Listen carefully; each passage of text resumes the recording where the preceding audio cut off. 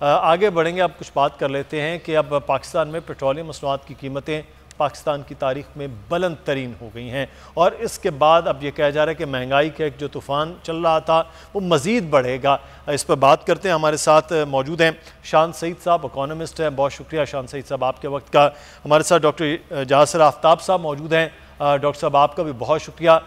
शान सईद साहब आपसे आगाज़ करते हैं, ये पेट्रोलियम मसनूआत की कीमतें बढ़ी हैं, हुकूमत ये कह रही है कि ख़ित्ते में सबसे कम है, लेकिन पाकिस्तान की जो पेट्रोलियम मसनूआत की कीमतों की तारीख है उसमें सबसे ज़्यादा इस वक्त बढ़ी हैं। तो ये तो डायरेक्टली इफ़ेक्ट होगा कि आज पेट्रोलियम मसनूआत की कीमतों में इजाफा हुआ है, कल जो है वो हर चीज़ की जो अशिया खुरोनोश है उनकी कीमतों में इजाफा हो जाएगा। जो हुकूमत कह रही है कि महंगाई कंट्रोल कर पाएंगे, वो तो फिर बहुत दूर हो गया मामला। अगर आप देखें इस साल के शुरू में ऑयल प्राइस जो थी वो $50 पे ट्रेड कर रही थी, और जब मैं आपसे बात कर रहा हूँ ऑयल प्राइस जो है वो इस वक्त $73 पे ट्रेड कर रही है। तो 45% उसका ग्रोथ है इस साल। तो ये ऑयल प्राइस का जो ग्रोथ है वो एक्सपेक्टेड थी। जो आपने बात की कि ऑयल की वजह से महंगाई होगी, बिल्कुल होगी, क्योंकि हर चीज़ का ताल्लुक ऑयल एंड गैस से है और पाकिस्तान की जो इकॉनमी ओवरऑल वो ऑयल बेस्ड है, क्योंकि हम ऑयल इंपोर्ट करते हैं। हमारी एक्सपोर्ट जो है वो काफ़ी हद तक डिपेंड करती हैं ऑयल एंड गैस पे, और हमारा काफ़ी जो फॉरेन एक्सचेंज रिजर्व है वो ऑयल गैस की पेमेंट में चला जाता है। तो ऑब्वियसली महंगाई में इजाफा होगा, लेकिन मेरा ख्याल है इसमें लोगों को भी चाहिए कि वो अपनी स्ट्रेटजी बनाएं और वो अपने आप को अवेयर रखें कि जी खित्ते में क्या हो रहा है और ग्लोबली क्या हो रहा है, क्योंकि ये गवर्नमेंट को अल्टीमेटली करना पड़ेगा, क्योंकि हाई ऑयल प्राइसेस से वो कितनी देर तक वो उसको एब्जॉर्ब करेंगे। ऑब्वियसली उनको पास ऑन करना पड़ेगा कंज्यूमर्स को। तो मेरा ख्याल है ये टफ डिसीजन था गवर्नमेंट का, लेकिन इवेंचुअली उनको लेना पड़ा और महंगाई जो है वो डेफिनेटली होगी। बिल्कुल सही है। डॉक्टर यासिर आफ्ताब साहब से हम बात करते हैं, और हम बात कर रहे हैं इस वक्त महंगाई की सूरत हाल के हवाले से। डॉक्टर मोहम्मद जासिर हमारे साथ मौजूद हैं। डॉक्टर साहब, ये महंगाई की जो सूरत हाल है वो डायरेक्टली इफेक्ट होती है कि ऑयल प्राइसेस बढ़ते हैं, महंगाई हो जाती है। इस वक्त आज की तो खबर बहरहाल ये भी है कि जिसमें सब्सिडी दी जा रही थी यूटिलिटी स्टोर्स पर, वहाँ से हटाई गई है। चीनी 15 रुपये हो गई, मज़ीद महंगी हो गई है। इसी तरह से ऑयल की प्राइस में 90 रुपये इजाफा हो गया, कुकिंग ऑयल में। इस तरह बाकी चीज़ें बढ़ गई हैं। तो ये जो हुकूमत पर बोझ आ रहा था सब्सिडी की सूरत में, या हुकूमत रोके हुए थी पेट्रोलियम, अब तो आवाम पर आई है, तो ये तो बड़ा मुश्किल नहीं हो जाएगा अगले आने वाले दिनों में आवाम के लिए भी? जी डेफिनेटली जी, क्योंकि जो अवाम है उसको तो अदाद शुमार का नहीं पता होता, और अवाम यही देखते हैं कि जो प्राइस बढ़ी है वो उसका जो अल्टीमेटली बोझ है वो उन्हीं को बर्दाश्त करना पड़ रहा है। और डेफिनेटली जब फ्यूल प्राइसेस इंक्रीज होंगी उसमें यकीनन कोई ना कोई टेक्निकल लेवल पे जस्टिफिकेशन हो सकती है हुकूमत की तरफ से, बट क्योंकि उसका अल्टीमेटली इम्पैक्ट आवाम ही ने बर्दाश्त करना है, तो वो तो इसको डेफिनेटली एक अपने लिए बुरी खबर भी समझेंगे और अपने ऊपर एक नई मुसीबत समझेंगे। और चूंकि हमारी जो फ्यूल प्राइसेस हैं उनका डायरेक्ट ताल्लुक है ट्रांसपोर्टेशन में और अल्टीमेटली अदर प्रोडक्शन सिस्टम्स के अंदर, तो फिर उसका जो इफेक्ट है वो डिफरेंट जो प्रोडक्ट्स हैं, जो कि कंज्यूमर प्रोडक्ट्स हैं, उन पर भी अल्टीमेटली डेफिनेटली आएगा, और जिससे डेफिनेटली जो प्राइसेस हैं अगले दिनों में हमें उनमें इजाफा वो देखने को मिलेगा। सही। अच्छा शान सईद साहब, मेरे पास ये रिपोर्ट जो टैक्स चोरी के हवाले से शौकत तरीन साहब ने तहरीरी जवाब सेनेट में जमा करवाया, वो बड़ा होशुबा है कि 9 माह में 846 खुफिया रिपोर्ट्स के मुताबिक 147 अरब यानी कि 1 खरब 47 अरब रुपए की टैक्स चोरी की निशानदेही की गई है। एक ऐसा मुल्क जहां टैक्स पहले ही बहुत कम है, टैक्स पेयर बहुत कम लोग हैं, फाइलर बहुत कम हैं, वहाँ पर ये जो टैक्स चोरी का इतना बड़ा फिगर, ये तो सिर्फ ये है कि इतना इकट्ठा हुआ, शायद इससे बहुत ज़्यादा होगा। वहाँ हो तो फिर वहाँ की हुकूमतों के लिए काम करना तो बहुत ही मुश्किल हो जाता है कि वो किस तरह से डिलीवर कर सके, किस तरह से वो रिलीफ की सूरत बना सके। ये एक सिर्फ छोटी सी एक रिपोर्ट जो जमा हुई है उसमें 846 खुफिया रिपोर्ट से 147 अरब रुपए की टैक्स चोरी है। शान सईद साहब, बिल्कुल, ये हमारे मुल्क का एक बहुत बड़ा अलमिया है कि लोग पैसा कमाना चाहते हैं, लेकिन जब टैक्स की बारी आती है तो वो टैक्स देना नहीं चाहते।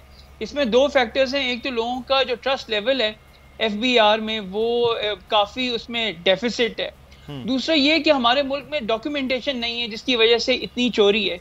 लोग कमाते हैं तो लाखों में, लेकिन जब टैक्स देने की बारी आती है तो वो कहते हैं हमें तो कोई प्रॉफिट ही नहीं हुआ।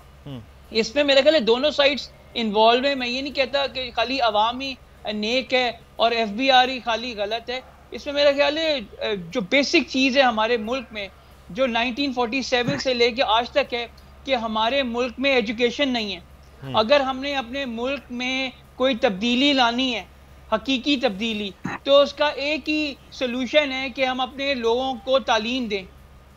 और हमने अगर पाकिस्तान ने साउथ कोरिया की तरह बनना है या मलेशिया की तरह बनना है या सिंगापुर या टर्की या दूसरे ममालिक की तरह बनना है, तो उसका एक ही सलूशन है, वो ये है कि हमें अपनी खवातीन को तालीम देनी होगी। उन मुल्कों ने अपनी इकोनॉमिक डेस्टिनी इसलिए चेंज की कि उन्होंने अपनी खवातीन को जो है तालीम देकर आज वो आगे निकल के। ज़्यादा दूर की बात नहीं है, 1990 में वियतनाम का पॉवर्टी लेवल 62% था और आज वियतनाम का पॉवर्टी लेवल 5% से कम है। उन्होंने किया क्या है? अगर आप 2019 का इकोनॉमिस्ट मैगजीन देखें, जिसमें उन्होंने बताया कि वियतनाम ने अपनी इकोनॉमिक डेस्टिनी जो है वो औरतों की तालीम पे फोकस करके अपनी इकोनॉमी को चेंज किया है। So if we want to change the economic destiny of Pakistan, female education is the key. तो ये सारी जो हम बातें करते हैं कि जी लोग टैक्स नहीं देते, करप्शन है, हर जगह जो है मसले मसाइल हैं, स्यापा है, पुआड़ा है, उसका एक ही सोल्यूशन है कि हम अपने लोगों को तालीम दें ताकि उनको पता चले कि सही क्या है और गलत क्या है। सही, ये बड़ा एक अहम पॉइंट है कि जब पाकिस्तान की 50% आबादी जो है वो डायरेक्टली पाकिस्तान की इकॉनमी में इन्वॉल्व भी नहीं है, तालीम याफ्ता नहीं है, स्किल्ड नहीं है, तो उसके बाद फिर बोझ जो है वो बाकी 50% जो कमा रहे हैं वो उधर शिफ्ट होगा और फिर पाकिस्तान की पर कैपिटा इकॉनमी भी यही सूरत हाल होगी और फिर टैक्स चोरी और इस किस्म के मामला भी सामने आएंगे। बड़ा एक अहम पॉइंट शान सईद साहब आपने बात की है। डॉक्टर यासिर साहब, एक चीज़ ये अभी आपने कराची में देखा होगा, ये एक मुहिम शुरू की गई। पहले कहा गया जी कि चिकन महंगा है, ये ना ख़रीदा जाए, उसके ख़िलाफ़ बायकॉट हो जाए। फ्रूट महंगा होता है रमज़ान में, उसके ख़िलाफ़ बायकॉट मुहिम आती। अब दूध की कीमतें बहुत ज़्यादा हैं कराची में, उसके ख़िलाफ़ एक मुहिम चल रही है। कल से सोशल मीडिया पर बैनर्स लगा दिए गए मुख्तलिफ़ जगहों पर। तो क्या इस तरह से बायकॉट करके किसी चीज़ का क्या कीमतें कम हो सकती हैं, या जो कंज्यूमर है वो अपना एहतजाज सिर्फ कर सकता है? इसको किस तरह से रोका जा सकता है कि कोई चीज़ है वो अपने जो ग्रास उसका है कीमत उससे भी बहुत ज़्यादा बढ़ जाए? तो ये रद्द अमल देना चाहिए। जी देखें, जब भी किसी प्रोडक्ट की प्राइस इंक्रीज होती है तो उसमें दो फैक्टर्स हो सकते हैं। एक तो ये फैक्टर होता है कि उसमें किसी जगह कोई नाजायज मुनाफा कमाया जा रहा है, और दूसरा फैक्टर ये हो सकता है कि जो मजमूई तौर पर महंगाई है उसका असर उस प्रोडक्ट पे पड़ रहा है। अब अगर आप स्पेसिफिकली दूध की बात करें, तो अगर कराची शहर की बात करें तो इसके जो प्राइस है गवर्नमेंट की तरफ से, जो डिस्ट्रिक्ट एडमिनिस्ट्रेशन की तरफ से फिक्स होती है, उसके अंदर रेगुलरली रिवीजन नहीं आती, उसको रिव्यू नहीं किया जाता और उसका बाकायदा नोटिफिकेशन नहीं होता। जब आप बाकायदा नोटिफिकेशन नहीं करेंगे और जो उसके जो नेचुरल इंक्रीज हो रहा है due to increase in cost of production और इन्फ्लेशन की वजह से जो इफेक्ट आ रहा है दूध की कॉस्ट ऑफ प्रोडक्शन पे, अगर उसके अकॉर्डिंगली आप उसकी ऑफिशियल प्राइस नहीं बढ़ाएंगे तो डेफिनेटली मार्केट में उसकी प्राइस वो जो फार्मर है, जो रिटेलर है, वो अल्टीमेटली उसकी प्राइस खुद से बढ़ाएगा।